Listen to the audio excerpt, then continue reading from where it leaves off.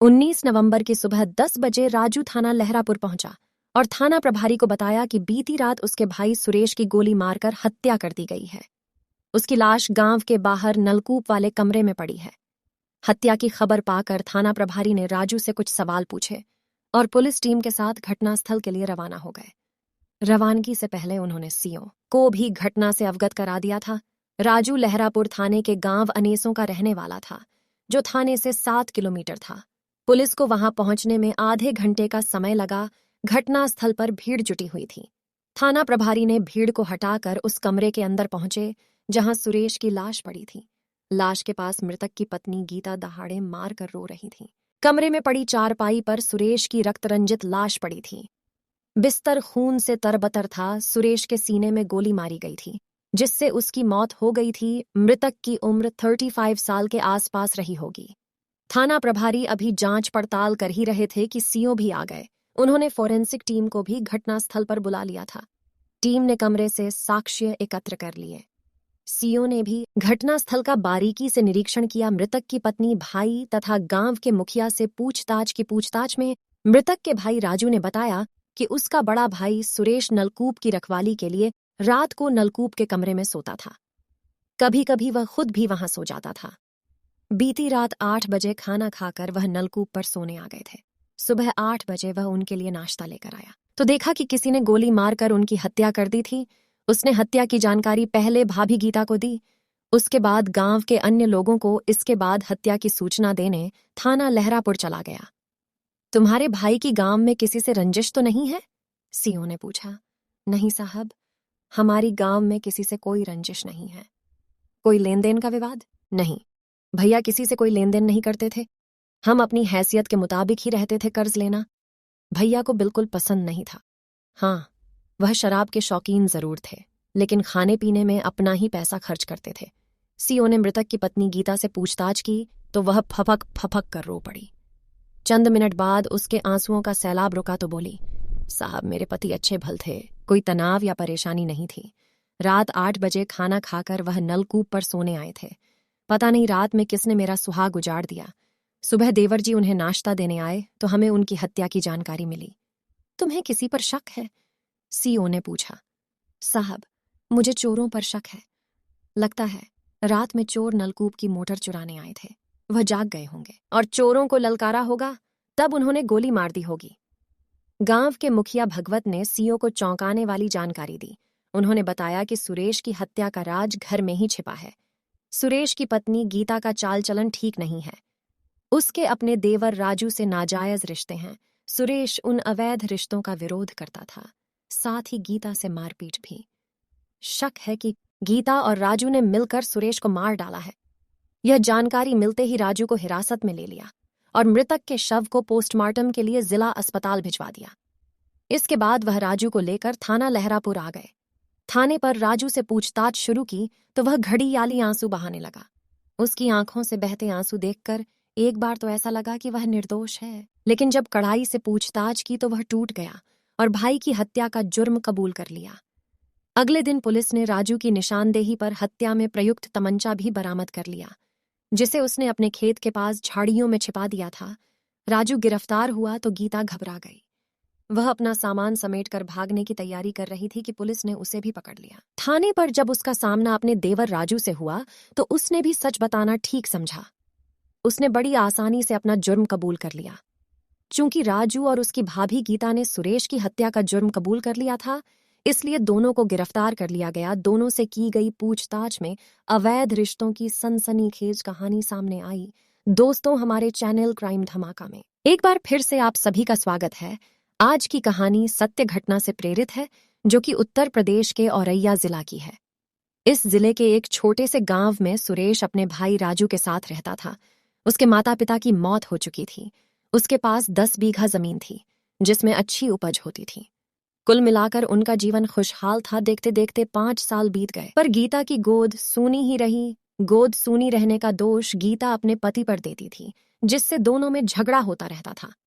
इस झगड़े से सुरेश इतना परेशान हो जाता था कि वह शराब के ठेके पर पहुंच जाता और फिर लड़खड़ाते कदमों से ही घर लौटता। धीरे धीरे 3 साल और बीत गए, लेकिन गीता को मातृत्व सुख नहीं मिला। गीता समझ गई कि वह अक्षम पति से मातृत्व सुख कभी प्राप्त नहीं कर सकती, इसलिए वह पति से घृणा करने लगी। समय के साथ मनमुटाव इतना बढ़ा कि सुरेश घर के बजाय खेत पर बनी नलकूप की कोठरी में सोने लगा। गीता स्वभाव से मिलनसार थी। राजू भाभी के प्रति सम्मोहित था। जब दोनों साथ चाय पीने बैठते तब शांति उससे खुलकर हंसी मजाक करती। गीता के इस व्यवहार से धीरे धीरे राजू के मन में शांति का सौंदर्य रस पीने की कामना जागने लगी। एक दिन राजू खाना खाने बैठा तो गीता थाली लेकर आई और जानबूझकर गिराए गए आंचल को ढंकते हुए बोली, लो देवर जी, खाना खा लो, आज मैंने तुम्हारी पसंद का खाना बनाया है। राजू को भाभी की यह अदा बहुत अच्छी लगी। वह उसका हाथ पकड़कर बोला, भाभी तुम भी अपनी थाली परोस लो, साथ खाने में मजा आएगा। खाना खाते वक्त दोनों के बीच बातों का सिलसिला जुड़ा तो राजू बोला, भाभी तुम सुंदर और सरल स्वभाव की हो, लेकिन भैया ने तुम्हारी कद्र नहीं की। मुझे पता है कि अभी तक तुम्हारी गोद सूनी क्यों है। वह अपनी कमजोरी की खींच तुम पर उतारते हैं, लेकिन मैं तुम्हें प्यार करता हूं। यह कहकर राजू ने गीता की दुखती रग पर हाथ रख दिया था। सच में गीता पति से संतुष्ट नहीं थी। उसे न तो मातृत्व का सुख प्राप्त हुआ था और न ही शारीरिक सुख, जिससे उसका मन विद्रोह कर उठा। उसका मन बेईमान हो चुका था।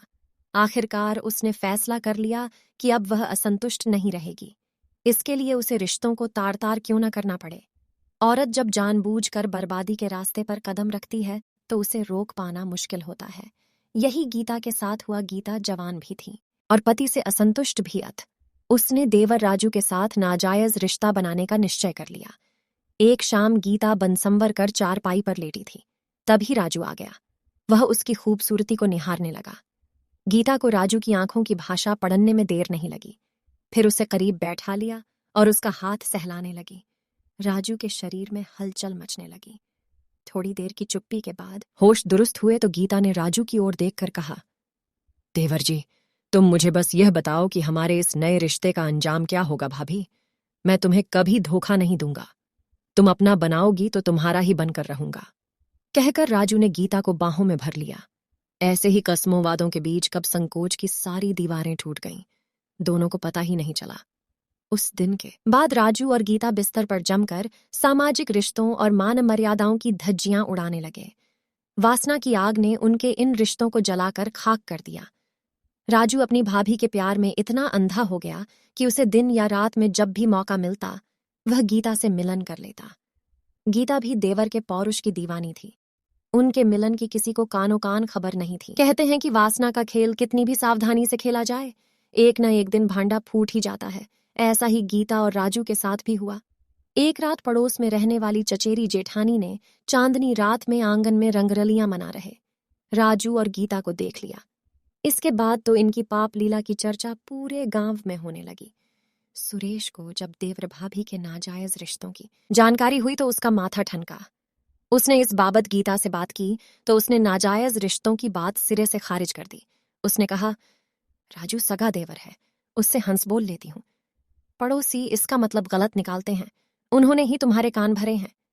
सुरेश ने उस समय तो पत्नी की बात मान ली, लेकिन मन में शक पैदा हो गया। इसीलिए वह चुपके चुपके पत्नी पर नजर रखने लगा। परिणाम स्वरूप एक रात सुरेश ने गीता और राजू को रंगरलियां मनाते रंगे हाथों पकड़ लिया।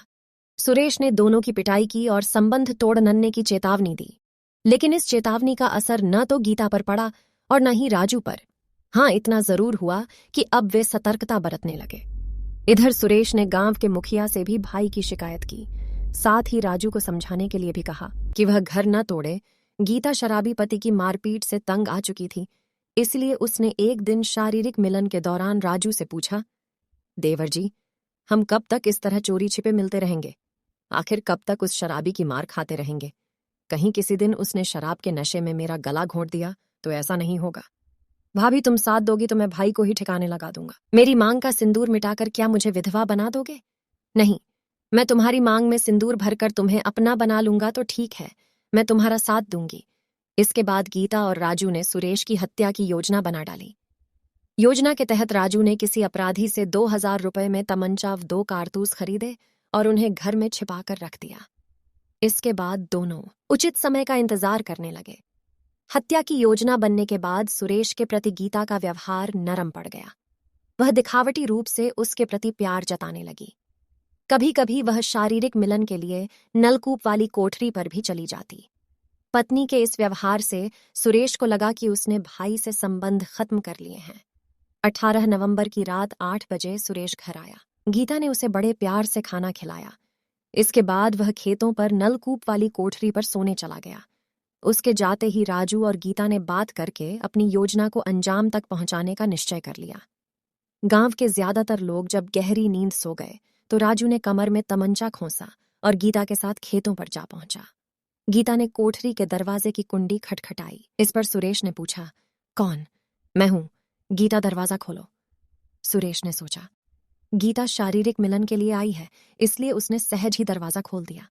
दरवाजा खुलते ही राजू ने तमंचा निकाला और सुरेश के सीने पर 2 फायर झोंक दिए। गोली लगते ही सुरेश खून से तरबतर होकर चारपाई पर गिर पड़ा। चंद मिनट तड़पने के बाद उसने दम तोड़ दिया। भाई की हत्या करने के बाद राजू ने तमंचा झाड़ियों में छिपा दिया और गीता के साथ घर आ गया। सुबह 8 बजे दिखावे के तौर पर राजू नाश्ता लेकर नलकूप पर गया और वहां से बदहवास भागता हुआ गांव आया। गांव वालों को उसने भाई की हत्या हो जाने की जानकारी दी थी। जांच में देवर भाभी के नाजायज रिश्तों के चलते सुरेश की हत्या का रहस्य उजागर हुआ था। 21 नवंबर को थाना लहरापुर पुलिस ने अभियुक्त राजू और गीता को औरैया कोर्ट में मजिस्ट्रेट के समक्ष पेश किया, जहां से उन्हें जिला जेल भेज दिया गया। तो दोस्तों, कैसी लगी हमारी आज की कहानी? कमेंट बॉक्स में कमेंट करके जरूर बताएं और हमारे चैनल को सब्सक्राइब जरूर कर दें। धन्यवाद।